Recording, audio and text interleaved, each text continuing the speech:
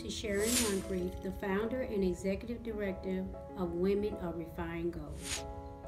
Women of Refined Gold is a domestic violence prevention program that is located in Montgomery, Alabama.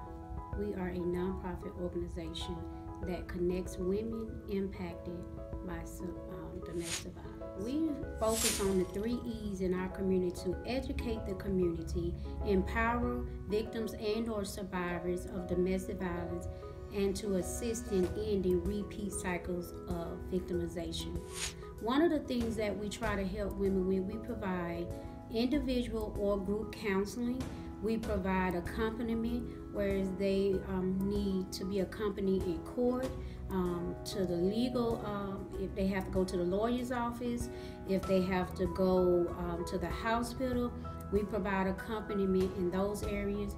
We provide programs and workshops. One of the programs that we are offering is a 12-week Thriving After Abuse, and that consists of a 2-part of just rebuilding the self-esteem and self-awareness, as well as the curriculum, becoming financially stable to be able to handle themselves outside of their abuse. We also provide activities for the youth. We provide an ongoing youth program.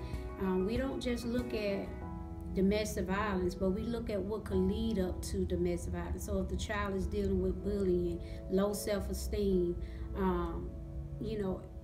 they've just been impacted by growing up in the environment, we work with the youth so they don't become statistics as they get older. We also provide toiletry kits for women that are just trying to get out and didn't have time to get any items. We also provide those for the women. We provide phones as we have them available. We also provide hotel stays if they're not able to get into the shelters. Then we have what we call a soft line. The soft line doesn't operate like a crisis line, but sometimes they just need someone to talk to, someone to listen. So we provide that, as well as a support system. Ours is called the buddy system. So that buddy system will partner with the victim or no survivor and just provide encouraging texts, calling to check on them, see how they're doing, and even spending time once a month just doing things that seem normal. And so that is our biggest focus, to be able to help women to overcome, helping women to, not just the women that are going through, but helping the family members in how to relate, how to help them. And we always encourage a support system that's going to be patient, because that is a hard situation. We also partner with other organizations in the community to spread awareness. We do annual events to spread awareness, because awareness is a big key for Women of Refined Gold. And so that is our biggest target. So those are just a few things that we provide right now, and then other things that come up as the situation arises. We do make ourselves available to be able to meet those needs. So we just don't look at where the woman comes to us and they're still in a relationship, they're not ready to come out. So we help them where they are. If we need to get them involved with school to get more skills for a better job, if they want to go through, they need to be in a shelter, we do connect them to the shelter as well. If they want to go back to school, we help assist them in doing those things. And also we help them create safety planning. Safety planning is so important for those who are still in there, and they have to have a plan for when they come out. So those are just a few of the things that Women of Refined Gold offers to victims and or survivors. I share my story of my 17-year relationship on abuse, because I want other women to understand that they are not alone, that domestic violence is not something that they are the only one that experience it, but to know there are other women out there that has gone through it and wants to help them to share their voice. How I would like my message to help other women is that they will no longer suffer in silence, that they will begin to use their voice as the weapon to combat domestic violence and abuse, they will no longer suffer in silence. They will no longer be afraid or ashamed about what people may say or think about them. But for me, my biggest thing is the voice, using their voice to be heard so that they are able to help other women no longer suffer in silence. Signs of domestic violence may look like isolation, or where a person, they don't want to be bothered, or they are afraid to be in front of a lot of people. Domestic violence also looks like fear. You can touch them or hug them and you will see that they're jumping. That could be signs of domestic violence. In the summertime, they are overclothed, where it may be long sleeve or turtlenecks, because they're trying to hide scars that they have either around the neck, on their arms. Wearing shades at nighttime could possibly be a sign of domestic violence, just to hide black eyes. Other signs of domestic violence also could include extreme hair loss because of extreme stress. A lot of time the hair loss may start around the edges. All of them are not natural.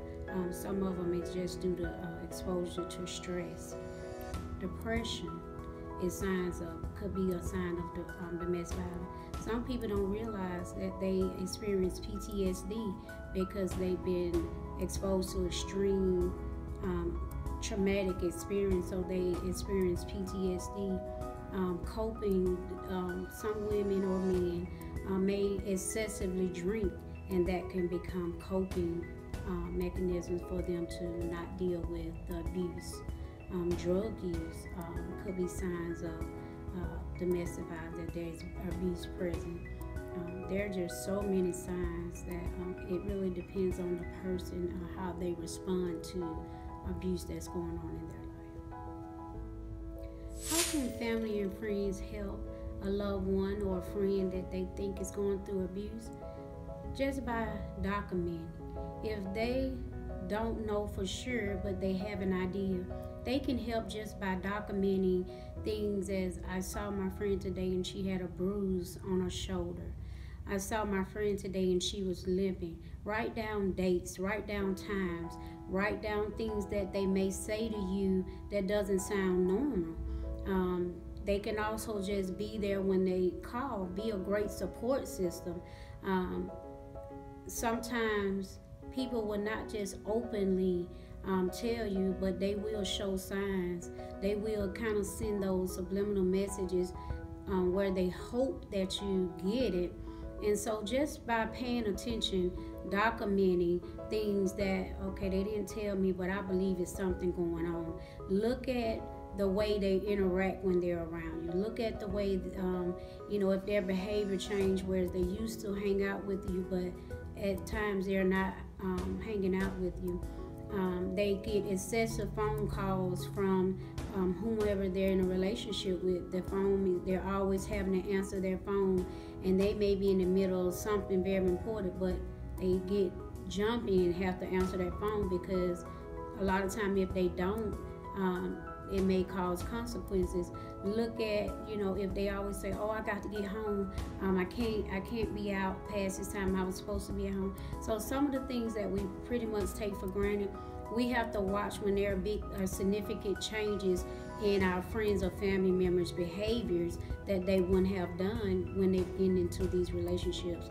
And definitely look at if you start seeing patterns of bruises, and you know that they haven't had these, what they say, oh, I tripped, or I ran into the door, or we were playing, and so those are the things that they will begin to make excuses. And so being able to identify those early, you're able to watch the patterns. How can you get in contact with Women of Refined Gold? You can contact us through our website, www.womenofrefinedgold.org. You can reach us on our office line at 334-356-0931, or you can reach the office cell at 334-877-7013. And also you can reach us on Facebook. We do have a Facebook page, and you can inbox us with persons or inquiries about the organization as well.